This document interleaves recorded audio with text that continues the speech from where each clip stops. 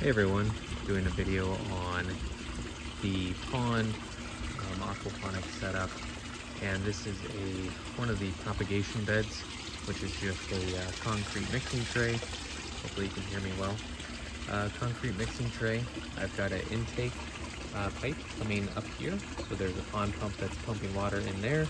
There's a net cup on top of it, and then on the other side, right there, is a drain pipe, which has a net cup on top of it as well. And the pond pumps are all running on 15-minute timers, so they turn on for 15 minutes, then turn off for 15 minutes. These are kind of big net pots. They're from Stew and Sons. They're like a tree agriculture type store online, but basically this just allows me to fill up the containers with lava rocks, something I don't want to stick my hands into. But I do like the ability to have these little clay pebbles in the system. So I did this before, and now I'm just trying put in the entire concrete mixing tray with these clay pebbles. So basically what you do with this type of bed, I have a ton of mulberry, you can see right there. I have all those guys in a pond basket, which is that black thing right there. This also has all the pond baskets in there. Same deal. I have thornless blackberry, elderberry, some pond plants, King Kong. There's some elderberry right there. But they all root really easily when the water floods the cuttings and then drains completely. So what I'll do with mulberry especially is I will take a cutting, I will strip away all the leaves and then place it in here. And typically without any chemicals or anything like that. It is shaded with shade cloth, just because I'm down in Texas, so it's a little hot. But you'll get, 50, 75% success rates on mulberry. Other items like thornless blackberry, I would say maybe half, 30% success rates. But typically you have as many cuttings as you could possibly want to do, and then you have way more plants than you want to do.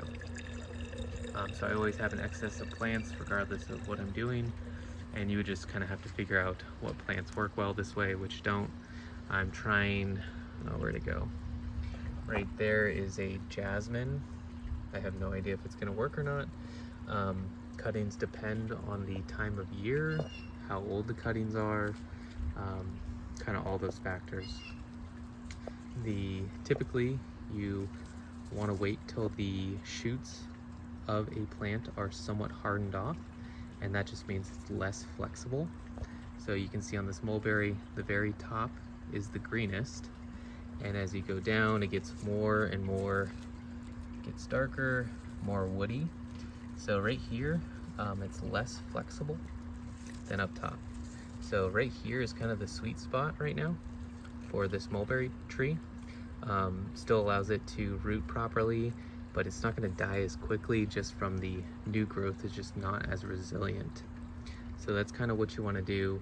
You can see these ones are super flexible or super inflexible. So these are very hardwood cuttings. I don't think I have any that are too new cuttings or whatnot. You can kind of see on this other side how that net cup's working for the drain pipe. So there's just two bulkhead fittings on each side for the fill and drain. Just want to make sure that the drain doesn't get plugged up. And then also on the fill side, it'll drain all the way to the bottom of that bulkhead because that's what's filling it. It'll go back into this rubber pipe, which goes right into the pond pump down here. This is an irrigation swing pipe. It is a rubber pipe 1/2 inch, and they make these 1/2 inch barbs. The 400 or so gallon per hour pond pumps that I use, those little 1/2 inch barbs will go into the pipe, and then they'll just screw onto the pond pump, which is super nice. Makes everything easy. The pipe itself is going to last forever. It's a rubber pipe, so it'll probably last longer than the pumps for sure. So that's the overall system. Here's kind of the update. It's been working super well. You can see all these are ready to be moved. I'm probably going to sell just bare root mulberry plants in the winter when it's easier for things to ship. You see all those, they're all ready to go to be either potted up, put in the shade for a while,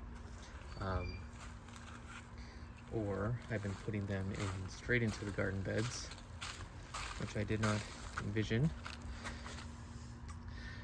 These are mulberry cuttings that I just planted straight in there, and they look like they're working. So even in the summertime, as long as there's enough shade and I've been watering them all day, mulberry is looking like it'll root if the cutting is hard enough. So I might skip all the aquaponics system for those and just put them straight into garden beds whenever I have them. All these other ones have been planted this summer. The biggest ones are 5 feet already. Mulberry is a great tree, it grows super fast, produces fruit. The leaves are good for animals, so really a great tree. But you can see just from, I think I started with 10 or 20 cuttings of mulberry, and I have a complete forest of mulberry. I have way more mulberry trees than I need. I could surround my entire suburban lot with mulberries, and you can see this is a batch. They're not doing so great, but they are starting to leaf out again. So I just took a whole bunch of them, planted them all close together, potted them up, and made sure they were watered really well every day. So really great tree. Super easy to grow and propagate new ones. So with that, that's kind of the primary method I do for aquaponics, or primary reason that I use aquaponics. Grow your own nursery and have all the plants you need for pretty inexpensive. If you wanted to purchase something, purchase 20 mulberry trees or something, you're easily looking at $200 to $500 depending on the size.